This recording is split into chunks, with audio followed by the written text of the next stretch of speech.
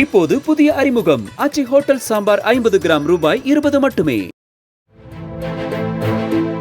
Dindigul Aarthi theatre சந்திப்பு பகுதியில் ஸ்கூட்டரில் தனது பேத்தியுடன் சாலையை கடக்க முயன்ற முதியவர் மீது கோவிலூரில் இருந்து திண்டுக்கல் நோக்கி அதிவேகமாக சென்ற சக்தி முருகன் என்ற தனியார் பேருந்து மோதியதில் முதியவரின் கால் பகுதி எலும்பு உடைந்து துண்டானது.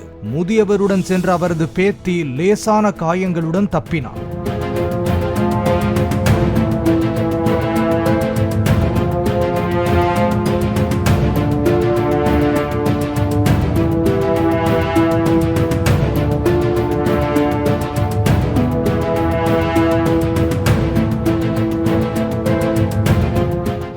இப்போது புதிய அறிமுகம் ஆச்சி ஹோட்டல் சாம்பார் 50 கிராம் ரூபாய் 20 மட்டுமே.